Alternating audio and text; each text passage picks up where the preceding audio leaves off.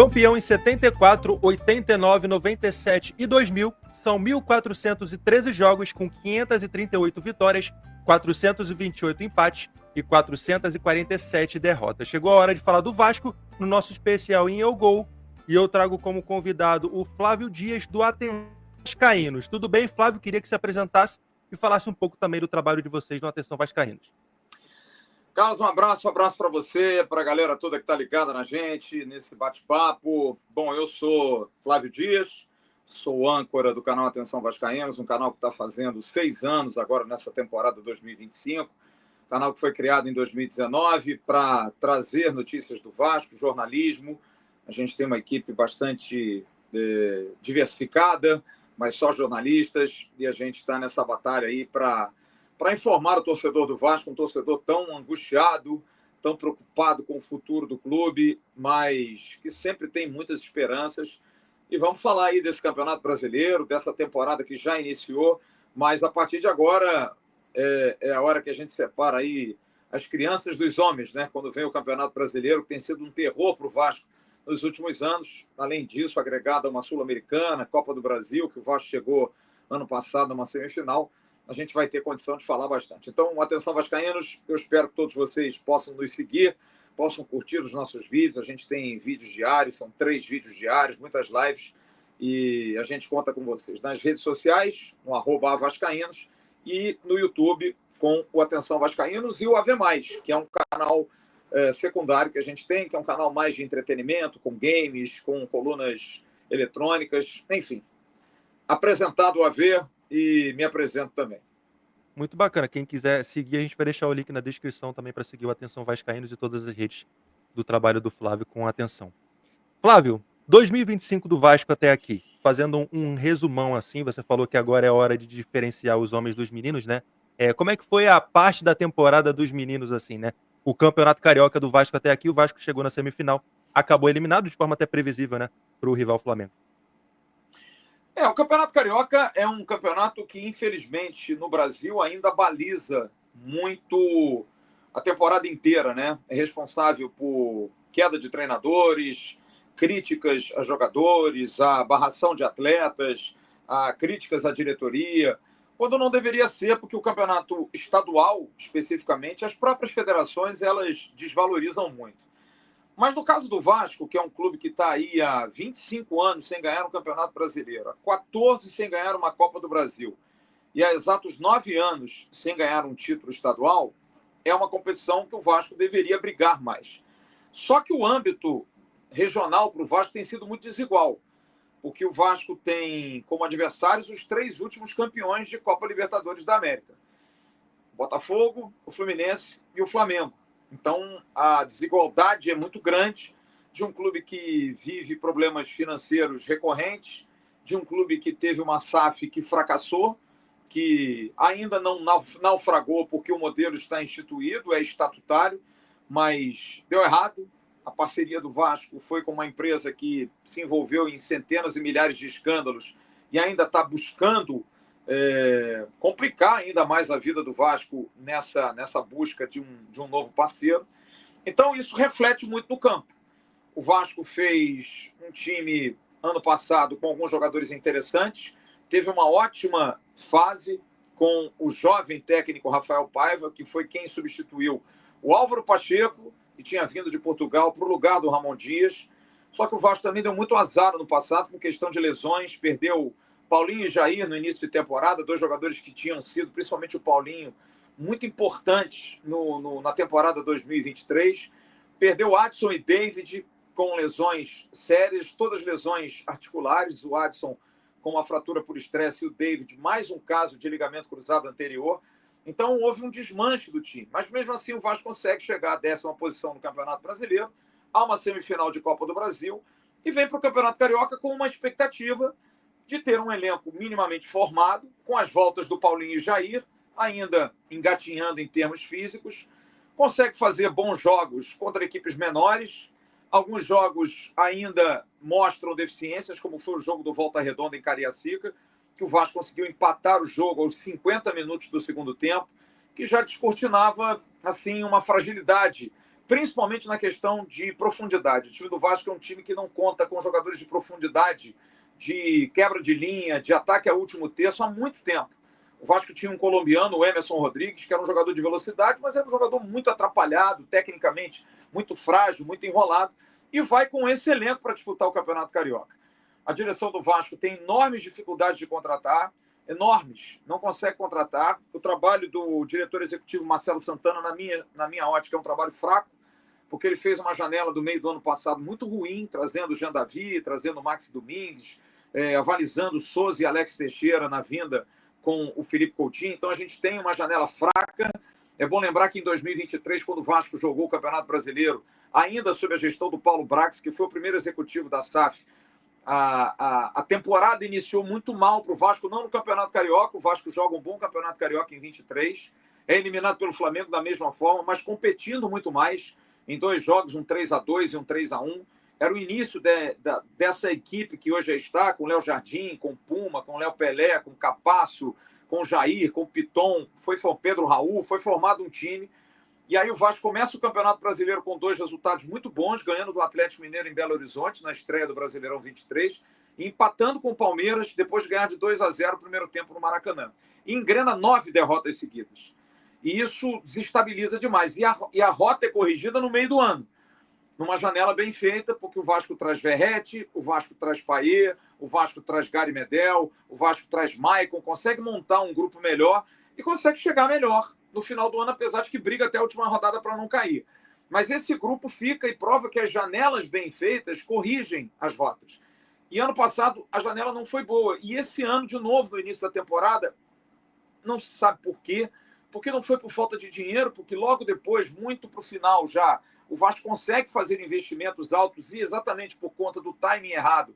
Perde o Brian Rodrigues, perde o Rony, perde o Bruma, que ia sair do Braga para vir para o Vasco e foi para o Benfica, por conta de erros estratégicos de janela. Você contrata o Brian Rodrigues e faz uma proposta no último dia de janela mexicana. E o América do México diz para você, cara, eu achei a sua proposta maravilhosa, mas não vou vender, porque eu não vou ter tempo de repor. Meio do ano a gente volta a conversar. Então, o timing não foi muito legal. Então, havia dinheiro. E ficou-se aí com um tempo grande, o Carille com o discurso de que vai ajustar, vai arrumar. O Vasco começa o primeiro jogo do Campeonato Carioca para valer contra o Madureira em Brasília, com um meio de campo, com Jair, Paulinho, Tietê e Felipe Coutinho. Só jogadores armandinhos, sabe? Sem nenhum approach, mas era um time, assim, tecnicamente muito bom, mas faltava profundidade.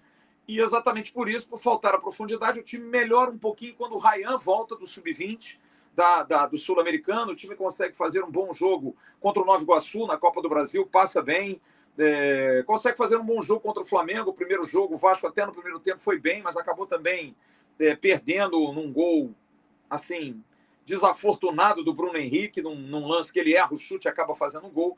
Mas o Vasco demonstra muitas fragilidades no embate contra os grandes. Fez 5 clássicos, perdeu 4, 3 vezes para o Flamengo e 1 para o Fluminense, e ganha do Botafogo, que vivia uma fase muito ruim, perdeu para todo mundo. A gente não pode nem colocar como um mérito total. Aproveitou a fase. Então, o início de temporada é um início de temporada preocupante pela falta de elenco, pela falta de disponibilidade de jogadores, talvez por uma agilidade precária da direção, talvez aí não sabendo o timing certo, e também pelo Fábio Carille, que é um treinador que eu fui contrário quando ele veio para o Vasco. O Carille é um treinador que não tem a cara do Vasco, é um treinador que tem uma filosofia muito conservadora. O Vasco sempre foi um time vanguardista no seu futebol. Os 3 maiores artilheiros do Campeonato Brasileiro jogaram no Vasco. O Vasco tem como tradição times ofensivos, times goleadores, com o Romário, com o Edmundo, com o Roberto.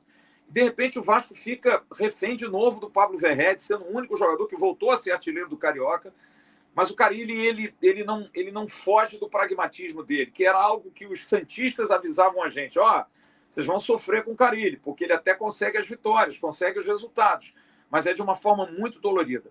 Então, eu acho que o início de temporada do Vasco não foi bom, não é legal, não é um início de temporada animador por conta do desempenho da sua direção de futebol, com poucas reposições, poucos jogadores. O Vasco continua sem ter profundidade, e também pelo pragmatismo do seu treinador.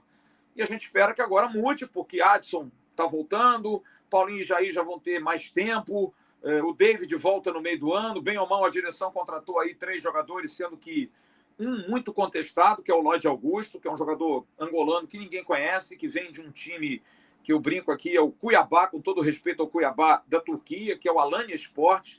Não é do Fenerbahçe, não é do Galatasaray, não é enfim, não é de um time de ponta. E tem o Garré, que é um jogador interessante, um argentino com formação no City e que estava no Krylia Sovetov, jogando aí há 2 anos na Rússia, também num momento em que o futebol russo contrata menos, por conta da questão da guerra, os russos baixam o investimento, faziam altíssimos, e o Garré entra, sendo um jogador de baixo custo. O Vasco contrata por 2,5 milhões de euros, que é o valor para o futebol baixo, mas é um jogador interessante, canhoto, joga pelo lado como o Adson, faz meia também. E o Nuno Moreira, que eu acho que foi a grande contratação, um jogador que vinha muito bem no Casa Pia, foi eleito o melhor jogador português da temporada de janeiro, e ele está tentando montar. Mas como a Van Premier, o início da temporada, na minha opinião, não foi muito animador, não. Exatamente. Essa questão da diretoria do Vasco é curiosa também, né, porque, houve algumas contradições no planejamento para essa temporada, né. Dentre elas, a gente pode citar algumas aqui. A do técnico, né, primeiro falava-se em Renato Gaúcho, que é um estilo de jogo muito mais propositivo do que outra coisa, e aí acabou com o Vasco Carille, que é completamente reativo, né, é o oposto. Então, o modelo de jogo foi colocado de lado e aceitou-se uma situação de mercado, né. E na própria formação do elenco, o discurso inicial era que faltava dinheiro para investimento e no final, em cima da hora, em cima do laço ali, devido à pressão nos últimos dias da janela, o Vasco fechou finalmente com os pontas que o clube tanto buscava, né. E agora a diretoria tem outras decisões para fazer, que a princípio também vai fazer em cima da hora, né, que são 2 jogadores que já foram importantes em determinados momentos no Vasco, mas que hoje o Coutinho sofre com lesão e o Payet não vive um bom ano, vive um ano muito abaixo do que ele pode render e também fisicamente já está abaixo, já está mais velho e tudo mais. Como é que você vê esses 2 jogadores, no papel do elenco do Vasco para o restante da temporada, já que ambos têm contrato até o meio do ano e até agora não se sabe se vão renovar ou não vão? Eu até vou fazer uma. Me permita fazer aqui, não é uma correção a você, mas é uma correção ao que se diz. O Vasco contratou pontas. E eu não vejo nem no Nuno Moreira, nem no Garré a função de ponta. Porque uma coisa é você ser ponta agudo, outra coisa é você ser ponta construtor. Ponta, para mim, e como diz o nome, é o cara que chega na ponta do campo, joga pela ponta, joga pelos lados. Para mim, o ponta é o cara que, no embate, no duelo 1 contra 1, ele transpõe esse jogador e chega ao fundo do campo. Porque um ponta é importante porque abre a defesa, porque a defesa é obrigada a sair o zagueiro para cobrir o lateral, que ora é batido, ora não consegue acompanhar. E esse espaço deixado pelo zagueiro, se não bem preenchido por um volante, é onde um meia chega. Então, o ponta, para mim, é o quebrador de linhas, é o abridor de latas. Que às vezes, num esquema adversário fechado, com 2 linhas de 4, você tem um jogador que drible e que diminua essa linha de 4 para uma linha de 3 ou para 2 linhas de 3, é muito importante. E eu não vejo isso no Garré nem no Nuno. São jogadores que jogam de pés trocados, jogam como pontas construtores, que valorizariam muito mais os laterais, porque a partir do momento em que você tem um ponta pelo lado direito, um ponta construtor com a perna esquerda, é físico, gente. Você está de frente para o gol adversário, você não vai driblar para o teu pé direito, você vai driblar para o teu pé esquerdo. Quer dizer, você vai afunilar o jogo, você vai trazer o jogo por dentro. Vai abrir um corredor, que o Vasco até teria condição, porque tem 2 laterais muito agudos, como o Paulo Henrique e como o Piton. Mas isso é questão de treino. Isso é uma questão de observação. Você, quando contrata esses jogadores pontas construtores, você tem que observar que o seu time precisa jogar assim. É o que o Rafael Paiva fazia no passado com o Adson. Porque o Adson, além de ser esse criador de espaço no fundo, ele é um cara que vem no meio. Ele consegue tirar um pouco da sobrecarga do meia sozinho. Porque nesse esquema, com 2 pontas de pés trocados ou 2 meias construtores pelas pontas, o meia centralizado ele fica muito sobrecarregado se ele não recebe o apoio desses caras. Se ele não recebe uma abertura na área do centroavante se deslocar, que também é um outro problema. Você contrata Garré e Nuno para jogar, você tem que entender que esse time é um time muito mais de toque, é uma transição muito mais lenta e tocada e que é legal de se ver. É o tal do tic-tac lá do Barcelona, do Guardiola, mas você precisa ter um centroavante que também seja utilizado, que também possa fazer isso. E o Verratti não tem essa qualidade. O Verratti é um jogador duro, é um jogador muito parado, sabe? É um grande goleador, o cara que não pode sair do time, mas você precisa criar uma alternativa para que o Verratti ele seja capaz de render.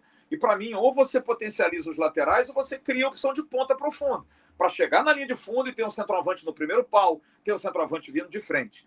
Quanto a Payet e Coutinho, eu acho que o Payet está fora do Vasco. O Payet não vai jogar mais no Vasco. O Payet vai cumprir o contrato dele até maio e o maior indicativo foram os jogos treinos que o Vasco fez agora nesse período de 20 dias depois da eliminação do Carioca, quando o Felipe Coutinho estava machucado, estava fora, ficou se recuperando e o substituto no time titular foi o Garré.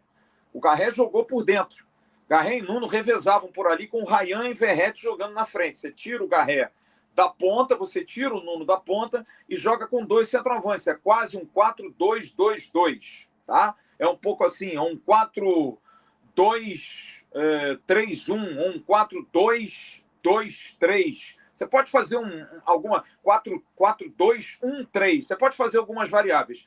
Mas se você tira o Felipe Coutinho do meio e não coloca o Payet, para mim é um indicativo de que o Payet não fica. O Payet tem contrato até o dia 5 de maio, se meteu aí numa confusão recente de relação extraconjugal e já não vem rendendo. Não vem rendendo, não vem sendo... o Payet que eu discuto se foi em algum dia o Payet que todos nós esperávamos. A gente consegue elencar aqui os jogos que o Payet brilhou na temporada que ele, nesses 18 meses no Vasco. Ele não teve um campeonato inteiro bom. Ele tem aquele jogo do América Mineiro, que ele faz o gol de falta e homenageia o Roberto. Tem o jogo do Bahia no ano passado, que foi a melhor atuação dele com a camisa do Vasco. Você tem o jogo do Fortaleza, que ele faz 1-0, gol dele, um chute fora da área de canhota. Então a gente consegue lembrar, né? A gente consegue. Então eu acho que quando um jogador que ganha o que ele ganha e nada contra, quem paga é que está errado. Você consegue lembrar em 18 meses, 10 jogos dele, eu acho muito pouco. Esse cara tem que entregar muito mais. Então, eu acho que o Payet não fica. O Felipe Coutinho, eu sou muito fã do Coutinho. Acho que o Coutinho é um dos últimos grandes meias do futebol, tão escasso. A gente vê a nossa seleção brasileira jogando aí, incapaz de ter um camisa 10. A gente está matando o nosso futebol na essência, porque o 10 clássico, o meia clássico, é algo que o futebol brasileiro sempre criou. Senão a gente vai ficar aqui o dia inteiro conversando de Pelé, de Rivelino, de Zico, no Vasco de Ramon Menezes, de Juninho Pernambucano, de Giovani, jogadores clássicos, jogadores meias, né? Que criavam. A gente não tem mais isso. Então, a gente está matando. E o Coutinho, para mim, é um dos últimos remanescentes dessa linha. Só que a gente conhece também, vocês conhecem bem, cobrem muito futebol internacional, o europeu ele não dá ponto sem nó. Quando o jogador brasileiro ou o jogador sul-americano começa a não dar muito retorno, é porque tem alguma coisa de errado. E o Vila faz uma contratação do Coutinho a peso de ouro e, de repente, do nada, o técnico do Vila não usa o Felipe Coutinho. E o Coutinho se machuca, não vai à Copa do Catar por conta de uma lesão, a gente sabe disso. Às vésperas ali, ele vinha jogando bem, mas acabou tendo uma lesão. E o meu problema do Felipe Coutinho é só esse, é a questão da longevidade dele. Que tecnicamente eu acho ele um jogador extraordinário, de um toque refinado, de bolas sempre muito bem pensadas. Ele é um dos líderes de assistências do Vasco nesse início de temporada, para a gente ver a importância dele. Só que é isso, a gente não sabe até quando o Felipe Coutinho vai aguentar. O Vasco vai jogar um abril e maio aí extremamente extenuante, com viagens, com Copa do Brasil, com Sul-Americana. Sinceramente, eu não acho que o Coutinho vai aguentar jogar 20 jogos em 2 meses. Não vai. Né? Eu acho que ninguém aguenta, mas no caso dele, nós vascaínos, a gente olha para o Felipe Coutinho quando ele está em campo, parece aquele pai com a criança recém-nascida ou que está começando a andar, que você fica preocupado do filho cair toda hora no chão. Você vai correndo atrás, sabe? Toreando o filho. É a mesma coisa do Coutinho. O Coutinho dá um pique, você fala assim, meu Deus do céu, Coutinho, não precisa correr tanto assim. Porque a gente acha que ele vai se machucar. Agora, ele é um craque. Ele faz gols importantes, ele mete os caras na cara do gol, ele precisa de amiguinhos para jogar do lado dele, precisa de jogadores que consigam dialogar do mesmo nível que ele, porque é aquilo. Ele domina uma bola pela meia, ele tem o Matheus Carvalho atrás, que é um bom jogador, e ponto. Ele tem o Verratti na frente, que ele dá uma laranja e recebe um abacaxi. Então ele tem dificuldades de diálogo, ele tem dificuldades de qualidade de jogo com ele. Eu acho que o Coutinho vai ter que mostrar nesses 2 meses agora qual é a condição dele, porque no meio do ano talvez seja um início para ele poder dar uma recuperada para o segundo semestre, para o Vasco pensar em renovar com ele. Não está garantido isso, mas eu ficaria com o Felipe Coutinho. Eu acho que é um jogador novo, de 32, indo para 33 anos, e que é impossível, cara, que a gente não consiga dar o Felipe Coutinho, até para o futebol brasileiro, nessa escassez de grandes jogadores, um Felipe Coutinho mais pronto. O Felipe Coutinho é muito bola, cara. O Felipe Coutinho é um craque de futebol. Foi jogador de destaque no Liverpool, no Barcelona, no Bayern de Munique. Sabe, é impossível que a gente não consiga dar ao futebol brasileiro, não estou falando nem no aspecto Vasco, ao Brasil, um jogador com esse talento. Mas tem que estar observando. Então, a minha expectativa do Coutinho é sempre alta, apesar de reconhecer que é difícil pelo aspecto físico. E a minha expectativa pelo Payet é de que, ao revoar, não vai rolar mais. E Flávio, depois de tudo que a gente conversou aqui sobre o elenco do Vasco, sobre o time do Vasco, sobre o Fábio Carille propriamente também, o que você espera do Vasco no Campeonato Brasileiro? Qual é a projeção? Se ficar ali no meio da tabela, conquistar uma vaga para a Sul-Americana e não brigar por rebaixamento, já tá bom? Olha, o time do Vasco desse ano é melhor do que o time do Vasco do ano passado. É melhor.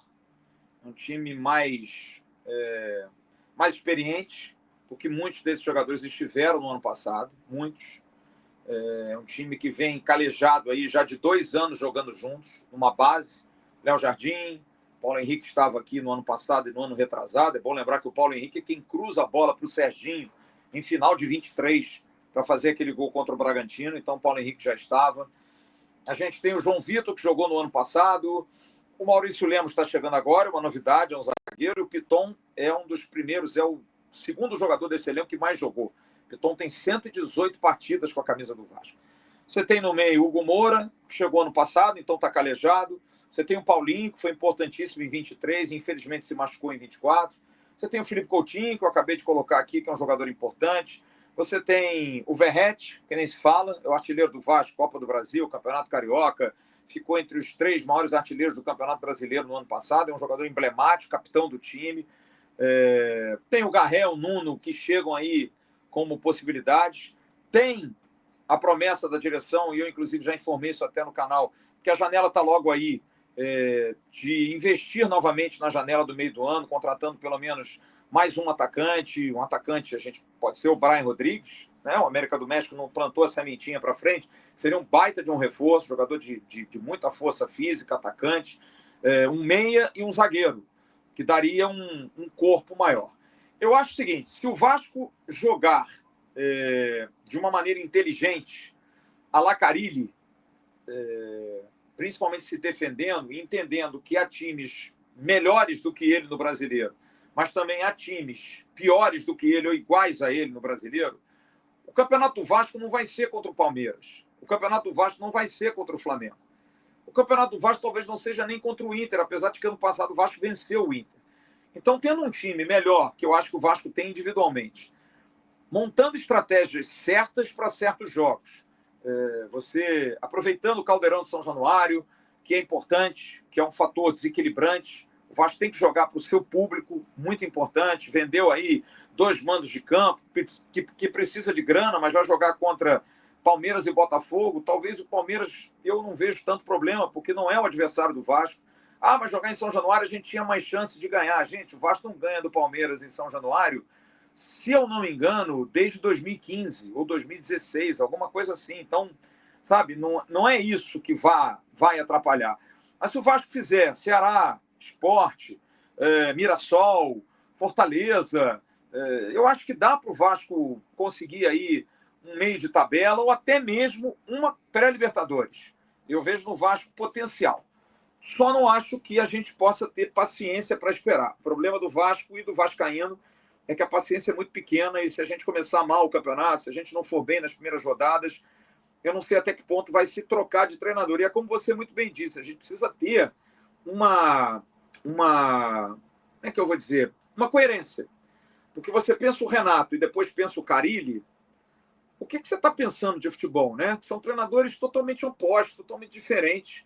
Então eu só fico preocupado com isso, porque você tira o Carille no meio do campeonato, ou com 10 rodadas, é bom lembrar que são 11 rodadas até a abertura da janela, você vai trazer quem?